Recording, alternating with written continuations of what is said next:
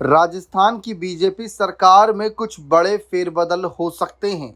हाल ही में अशोक गहलोत ने भी मुख्यमंत्री बदले जाने वाले मामले पर भी अपनी राय रखी थी और उन्होंने कहा था कि भजनलाल शर्मा मुख्यमंत्री के रूप में सही हैं और विपक्ष को रास भी आ रहे हैं।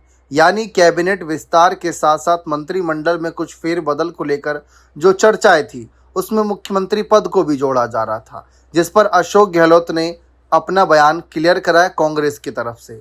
लेकिन दूसरी तरफ बीजेपी से वसुंधरा राजे एक्टिव हो गई हैं, जिससे कई नेताओं की धड़कनें बढ़ गई हैं। जी हां, आप सभी को बता दें कि पिछले कई दिनों से मुख्यमंत्री भजनलाल शर्मा भी चक्कर लगा रहे हैं लगातार दिल्ली में पीएम मोदी, केंद्रीय गृह मंत्री अमित शाह समेत कई दिग्गजों से भजनलाल शर्मा ने मुलाकात की। इतना ही नहीं, बीजेपी प्रदेश अध्यक्ष मदन राठौड़ भी दिल्ली के चक्कर लगाते दिख रहे हैं। वहीं अब पूर्व सीएम वसुंधरा राजे ने दिल्ली में बीजेपी के राष्ट्रीय अध्यक्ष नितिन नवीन से मुलाकात की।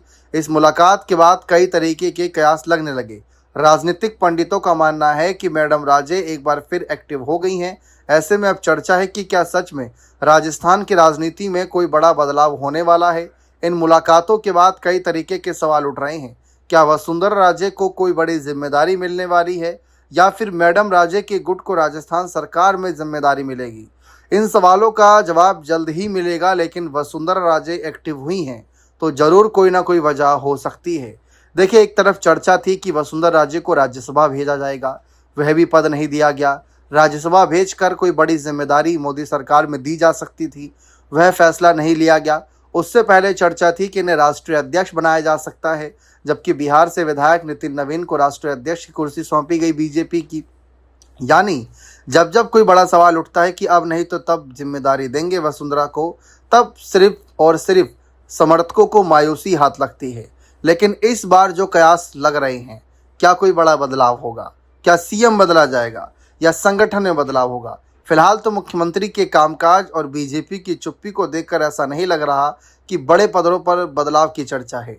हाँ, गुटबाजी की चर्चा हो सकती है, या यूं कहा जाए कि वसुंधरा राजे अपनी भी ये एहसास करा रही है मौजूदगी का कि अभी वह हैं और उनका गुट भी है और उनके साथी भी हैं और वे बीजेपी के साथ मिलकर आगे पूरी तत्परता के साथ काम करती दिखेंगी।